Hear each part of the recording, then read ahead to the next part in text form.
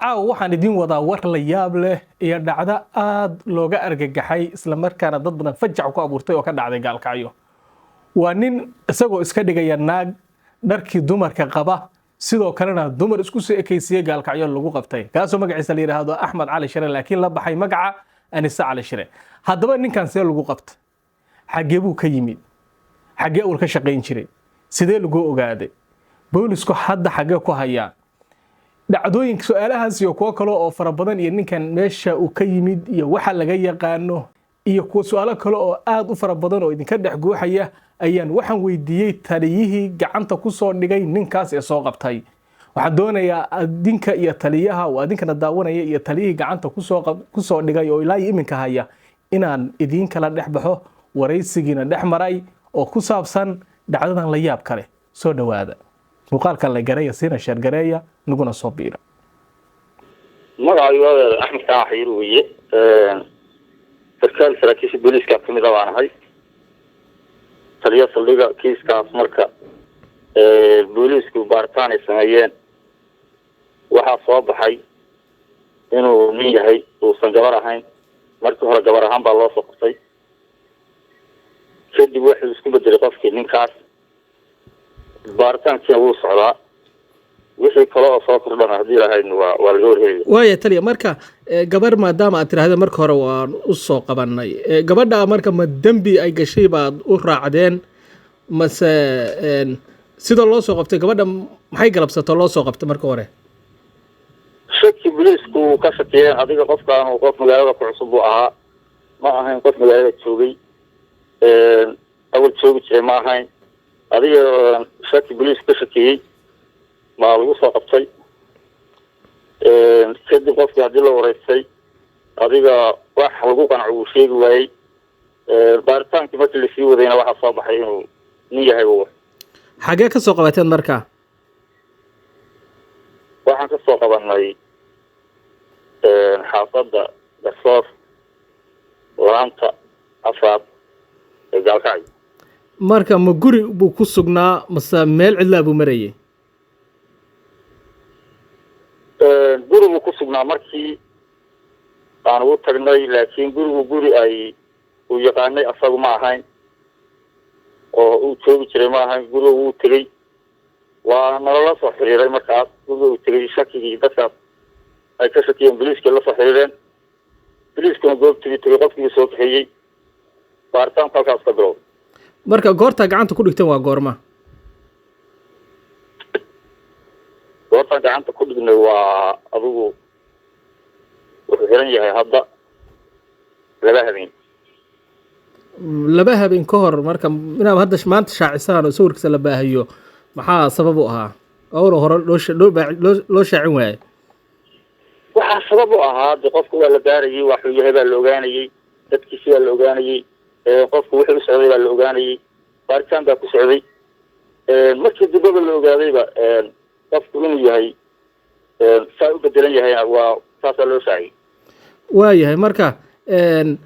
ma ogaateen ehelkiisii iyo cidduu yahay haddaad baaritaan samayseen wallaahi baaritaanka baarayaal baa shaqadan qabanayay waxa kan la yidhaahdo waxaan malaynayaa in walba qofku wuxuu yahay hadda la garanayo. marka haddaa asaga waraysateen meeshuu ka soo jeeday iyo halkuu ku dhashay iyo dadkiisa maydiin sheegay dee qofku qof isqarinaya buu ahaa maadaama uu isqarinayay wax badan buu isku dayayaa inuu dadkoodii qariyo oo si aan loo ogaan wuxuu yahay ilaan dadkoodii waxaa laga yaabaa iyadoo isagoo nina bay ogaayeen marka jahwareerin badan buu samaynayaa adigu ugu dambeyn kiiskii waxaa lasku doodiyay wuxuuna nin yahay. hadda maxaa laga yeelayaa maxaa samaynaysaan waxaan samaynaynaa lama cadaaladdaa la horgeynayaa ciqaabtiisuu qaadanaya wixii kaloo baaritaanka dambe kusoo baxana waa laga warheli doonaa. marka hadda masaldhiguu ku xiran yahay mase meel kale u gudbiseen walaalkaasu hadda inaad saa ii weydiisid maa meel isku xiran yahay kolba meel kamida xarumaha booliisku ku xiran yahay. waa gartay horey meeluhu uga soo shaqeeyey iyo shaqooyinka uu qaban jiray ma idinla wadaagay oo suu dadku ugu dhex noolaan jiray wax waxaa fadlan inaan ka hor dhaco aniga ma rabo wixii dambe intaa ka dambeeya waa ka warhelaysaan taliya waxaa qoraalka ah kusoo raacayseen inuu gaalkacyo iyo garowe ka soo shaqayn jiray marka shaqooyinka uu qaban jiray ma ogaateen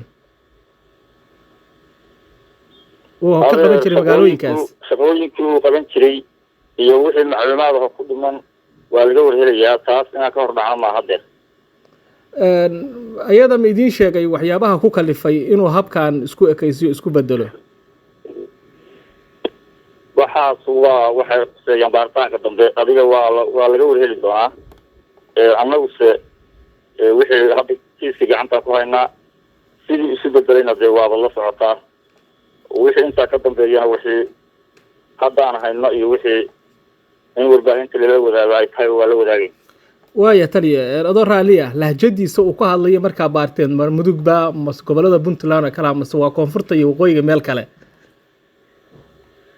ma luuqada uu ku hadlayo lahjada ahaan ma af mudug buu ku hadlayaa lahjadoodii buu leeyahay mase gobolada kale ee soomaalida meel ka mid aad ku tuumaysaan luuqada ku hadlayo waa soomaali wey lahjad ahaan maadaama koonfurta iyo mudug iyo waqooyiga ay kala duwan yihiin habka ay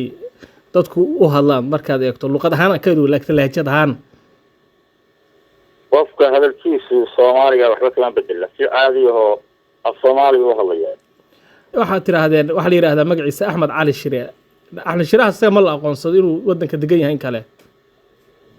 waxaas warbixinaha dambe ku jira haddii lahayd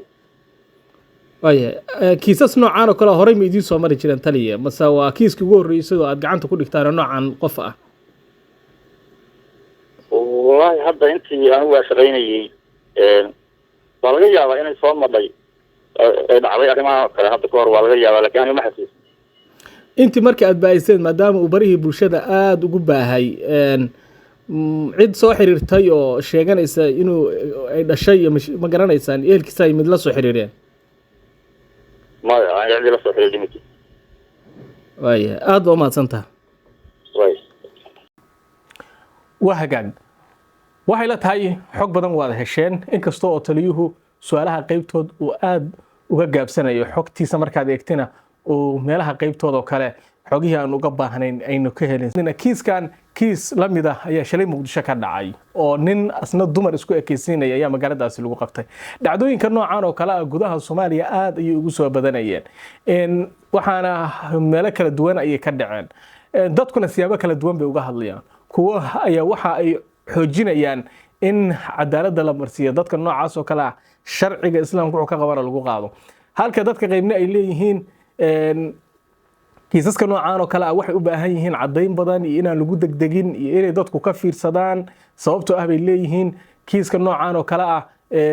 wax walba dhici kara qofkan inuusan sidaan ahayn laakiin lagu sameeyay dad badan tusaale waxay soo qaadanayaan gabar sanada ka hor lagu qabtay gaalkacyo oo la oran jiray deeqo taas oo la yiri waxa lagu eedeeyay inay nin iska dhigi jirtay walibana ay dumar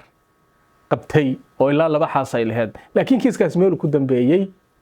waa la waayay xogu waxay sheegayaan gabadhaas waagi dambe la iska sii daayay kiisaskii lagu eedeeyayna ay beenba ahaayeen oo dad ay isku dhaceen oo booliska dhexdooda ay kiiskaas u sameeyeen marka cabsi taa la xiriirta ayaa mar walba dadku ay qaybtood qabaan laakiin wax walbaba alla og marka labaaritaanka la sameeyay garsoorka iyo maxkamaddu waxay ku xukumaana waynu arki doonaa oo aad ku maadsantihiin daawashadiina mar walba sidaan u wada soconno wararkii ugu dambeeyay ee Soomaalida iyo gudaha caalamka iyo dibadda inay kugu soo gudbino nagu soo biira muuqaalkana si la gareeya subscribe channelkeena kontankii kun boqolaal qof ayaa inooga dhiman maadsantii